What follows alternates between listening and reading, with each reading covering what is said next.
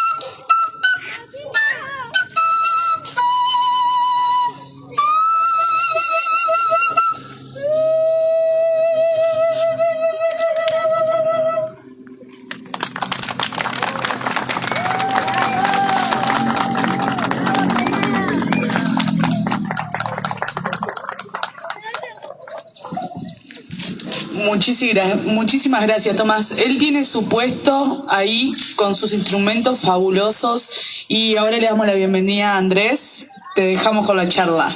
Bueno, muy buenas tardes a todos. Lo primero que quiero hacer es preguntarles, ¿qué acaban de vivenciar con Tomás? Lo que acaban de ver, lo que acaban de escuchar, lo que acaban de sentir, es parte de nuestra madre tierra, porque la quena sale de la tierra. Es una caña, un pedazo de madera. Y cuando de repente se plantan problemas, como de repente que tienen que ver con lo ambiental, como la destrucción del monte nativo, es también una destrucción cultural. Porque nosotros de repente, si yo le pregunto a ustedes, los que están acá presentes, de repente si saben lo que es un eucalipto, un pino, un paraíso, la mayoría seguramente me diga que sí. Ahora, si yo le pregunto qué es un timbó, que me digan qué es un tembetarí, cuáles son sus usos medicinales, cuál es el uso medicinal del amarillo blé, cuáles son los gualichos que tiene. De repente también capaz que alguna que otra persona capaz que me contesta algo, si han probado alguna vez el sabor del guayabo o el arazá o de la guayaba o el vaporetí. Hasta ese punto nos han robado cultura. La destrucción ambiental es también una destrucción cultural. Y es causa, digamos, nosotros hoy tenemos varios problemas ambientales. Tenemos el tema del plástico. Estamos contaminando nuestro cuerpo con alimentos transgénicos que nos imponen, muchas veces no lo podemos elegir. La contaminación ambiental de la liberación del dióxido de carbono, que es liberada fundamentalmente por las avionetas que riegan los campos de la mal llamada agricultura, como decían recién, de transgénicos y agrotóxicos. Ese dióxido de carbono que demora 300 años en cumplir su ciclo y depositarse. Y que uno agarra y dice, bueno, si hoy liquidáramos las emisiones de dióxido de carbono, durante 300 años vamos a seguir sintiendo los efectos del cambio climático. Y uno dice, los efectos del calentamiento global. ¿Qué calentamiento si hace una semana estábamos todos tiritando de frío? Y bueno, en parte es porque de ese calentamiento los polos son los que más lo afectan, y al volcar toneladas de agua que hasta hace poco era hielo, a volcarla en los océanos, de repente tenemos también olas de frío como las que acabamos de pasar a causa del calentamiento global. Y no solo el dióxido de carbono, sino también otros gases poco conocidos, como por ejemplo el óxido nitroso producido por los arrozales. Que Uruguay es el 7º productor mundial de arroz. Si uno de nosotros ve los exportadores mundiales de arroz, los primeros 10 son los países del sudeste asiático, y en el medio está Uruguay. ¿Y cómo se hizo esa producción de arroz? ¿Cómo se hizo? Desecando bañados. En la última dictadura, sobre todo, porque siempre las violencias y los atropellos hacia los derechos humanos vienen también de la mano con la destrucción ambiental. En la última dictadura, que tanto nos rasgamos la ropa por todos los crímenes de lesa humanidad que hizo, también hizo ecocidios a diestra y siniestra. Desecó humedales para construir los arrozales. ¿Y saben dónde hizo los arrozales? En territorios que eran territorios indígenas. Hubo en el año 74 un llamado para tractoristas para poder aplanar los cerritos de indio, para poder cultivar el arrozal que se cultiva inundado. ¿Y a dónde fueron a parar los huesos de nuestros antepasados? Al fondo del arrozal. Y eso nos tiene que pesar un poco a todos. Cuando nosotros de repente hablábamos un poco, arrancábamos viendo la poesía de Mónica Puleri, ¿cuántos de ustedes conocían que había una poeta indígena invisibilizada en este país?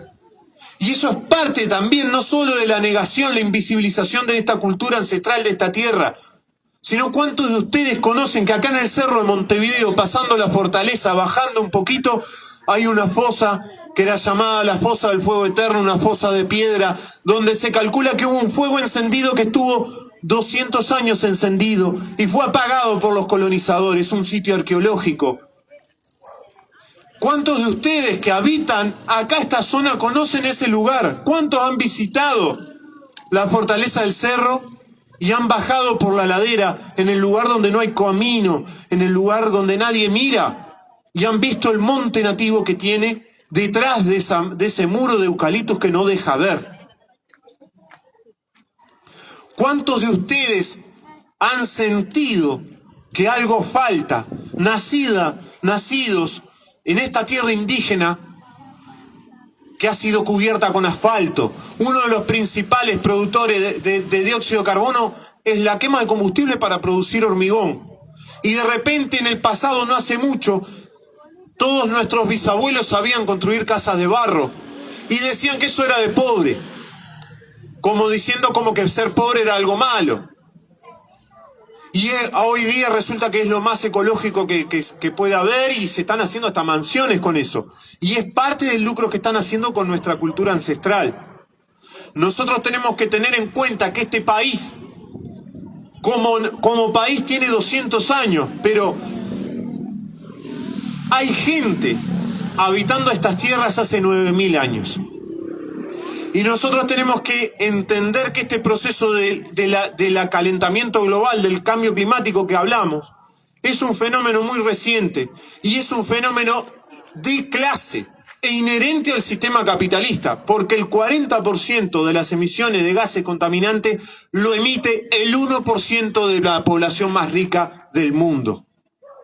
El 1% de la población más rica y más pudiente son los que viajan en jet privado, son los dueños de los grandes latifundios que rocían con agrotóxicos, son los dueños de las grandes empresas de plástico, son los dueños de las grandes petroleras, los que nos imponen también hasta en la ropa, que en vez de vestir de cuero como nuestros antepasados o de lana, hoy vestimos camperas de nylon, que es un producto de la combustión del petróleo.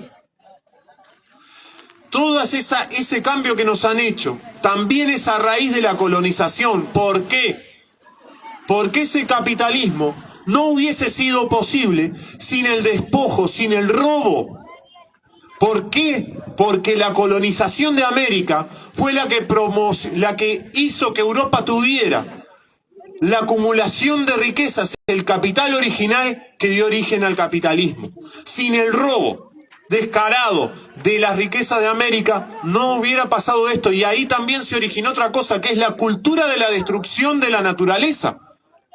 Los invasores que llegaron en el siglo XVI lo que hicieron fue destruir a la madre tierra, destruir la naturaleza, saquearla.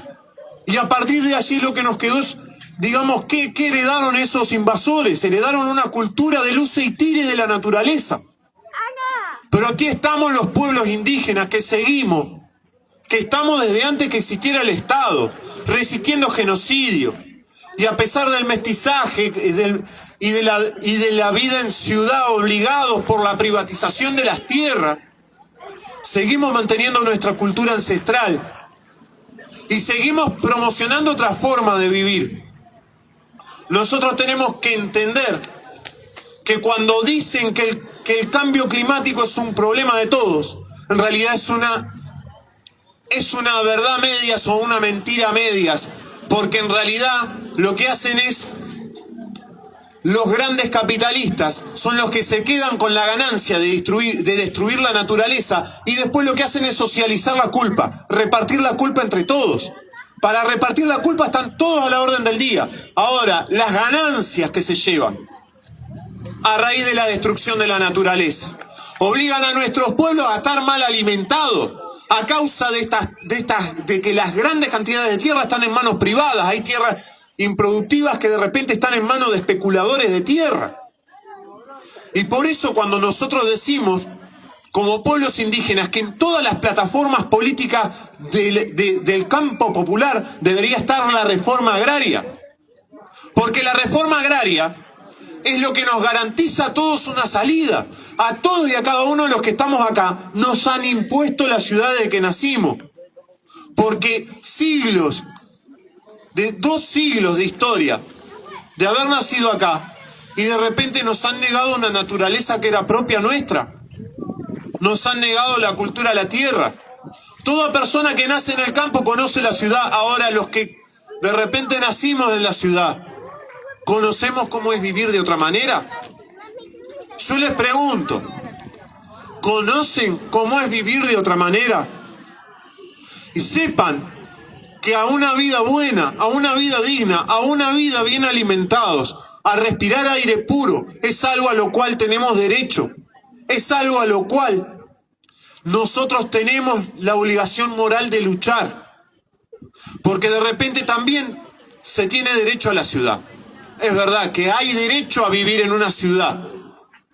Pero tengan en consecuencia que no puede ser que el campo expulse gente y que cuando vengan a la ciudad vengan a engrosar los cinturones de miseria, vengan a engrosar los asentamientos. Y no puede ser que cuando de repente, si uno quiera volver hacia el campo, volver a la tierra, sea prácticamente una misión imposible. Una misión que es casi impensable, algo inalcanzable para uno que es humilde. Y uno no lo tiene que hacer por uno, lo tiene que hacer por un futuro mejor para sus hijos. Porque hay que pensar en el presente, pero también en los que vendrán. Porque una de las cosas que ha destruido este planeta es la mentalidad de pensar solamente en hoy y ahora, de que destruyo el planeta y el mañana es un problema del mañana. Mañana lo resuelvo, el mañana que se arregle. Y entonces así ha quedado el Uruguay y todo el continente plagado de especies de árboles exóticos, animales exóticos, tierra degradada, ríos contaminados con agrotóxicos, arroyos tapados de plástico, océanos enteros tapados de plástico, el aire lleno de dióxido de carbono causándonos asma. Nunca se han preguntado por qué de repente en determinados lugares de la ciudad es altísima la cantidad de personas con asma, con problemas respiratorios. ¿Cuántos de los que están acá de repente tienen esos problemas respiratorios o algún familiar y no se han preguntado por qué será? ¿Por qué ocurre? Digamos eso. Son cuestiones a las cuales nosotros nos vemos en la obligación de cambiar la manera de pensar, de erradicar el pensamiento de que el ser humano es el centro. No, la naturaleza también tiene derecho a estar. Los pueblos indígenas estamos acá para plantear los derechos de la madre tierra, para reivindicar nuestra sangre ancestral y además para pensar no solo en el presente, sino en nuestro pasado y en nuestro futuro. De dónde venimos y hacia dónde vamos. Porque el momento de actuar es ahora. No dentro de 10 años, no dentro de 50 años, no dentro de lo que sea. Y la manera de actuar es, en primer lugar, haciendo un cambio de conciencia. Haciendo un cambio de conciencia y también exigiendo en nuestras agrupaciones políticas, en los movimientos sociales, luchar por el derecho al buen vivir, a lo que nosotros llamamos desde los pueblos indígenas, desde nuestra lengua charrúa, el oblenderé, el buen camino, que en otros pueblos le llaman de repente sumac causai, el buen vivir, que es el socialismo indígena del buen vivir, que va en contra de la aspiración de vivir mejor del capitalismo. No tenemos que buscar vivir mejor, tenemos que buscar vivir bien, que a nadie le falte, que nadie tenga menos de lo que necesita y tampoco más. Tenemos que buscar una vida digna para todas y para todos. Y eso es el mensaje que queremos dejar de manera ancestral. Hoy acá estamos en este barrio compartiendo cultura, no solo compartiendo de repente puestitos donde se venden cosas. Uno rímese y a mí me gusta decir más que compañero, decir inchalá, porque somos hermanos en nuestra lengua.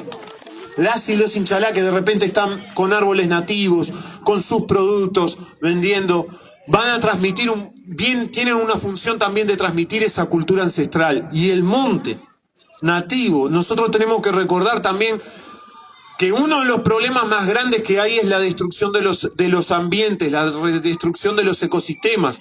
Nuestro país antiguamente se calcula que tendría entre un 10 y un 20% de territorio que era bosque. Hoy, de bosque nativo, obviamente. Yo cuando digo bosque, siempre nativo. Lo otro son plantaciones forestales, no son bosques. Hay que saber diferenciar. Hoy día, el territorio ocupado por el bosque nativo es apenas un 4% del territorio. Llegó en su momento en el gobierno de Rivera a ser apenas un 1,5% del territorio. ¿Por qué? Porque este Estado, cuando se fundó como Estado, las leyes anteriores que venían desde la época artiguista decían que uno podía ser dueño de la tierra, pero no de los bosques sobre ella, porque los bosques eran propiedad de los pueblos indígenas y del Estado para el bien común de todos, para el bien de la naturaleza y para el bien común de todos. ¿Y qué hizo el gobierno Rivera? Asumió y lo primero que hizo fue privatizar los bosques para destruirlos totalmente y llevarlos a las empresas inglesas de cal y de ladrillo que necesitaban mantener sus altos hornos para producir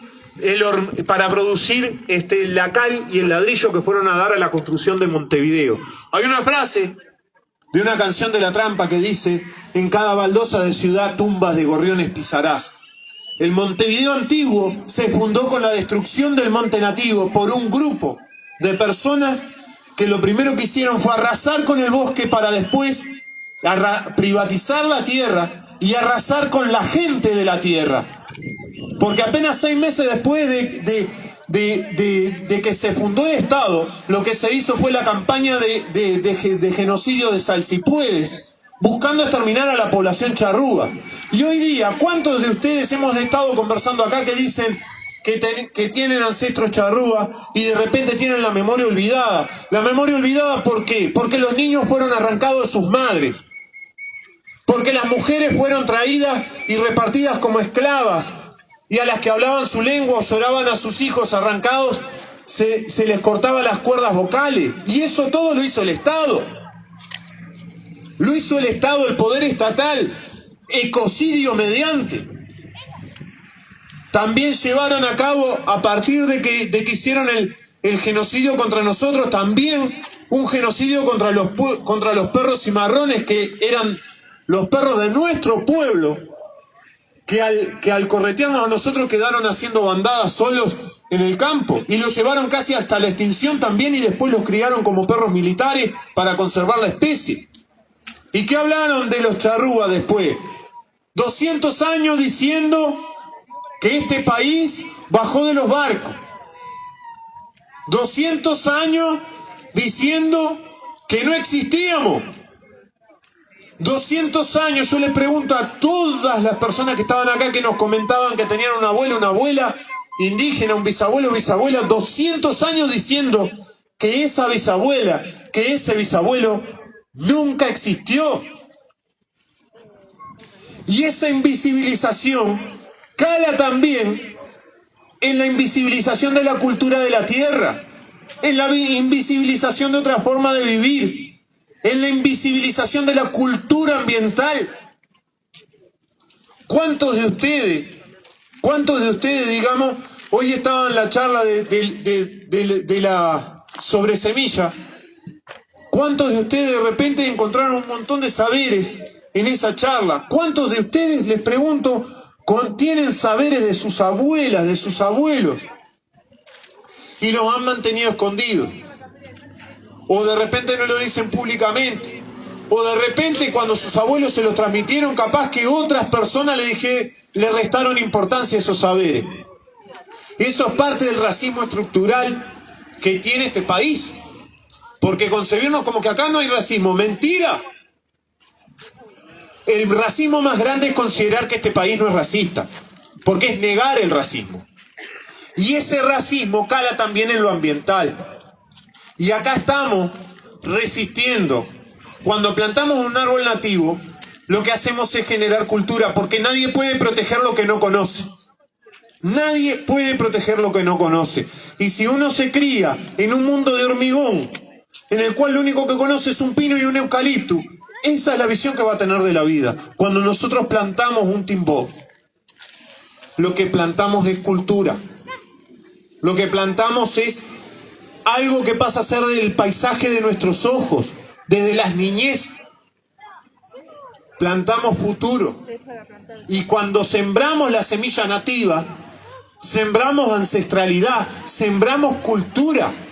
Y esa cultura es la cultura que necesita todas las personas, no solo indígenas, mestizos, afrodescendientes, descendientes de los barcos, lo que sea, es la cultura que todas y todos necesitamos para poder, primero que nada, intentar cambiar el mundo, porque el cambiar el mundo no es una cuestión de que yo quiera o lo que sea, es una necesidad. Cambiar el mundo es necesario. No decir a ver si será posible o no será posible. Es necesario. Y es la tarea que tenemos que hacer.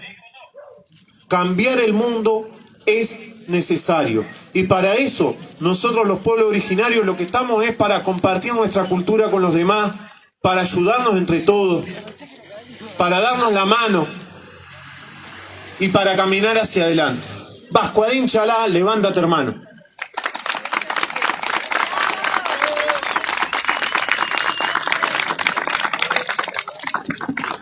Bueno, ¿qué decir después de esa charla?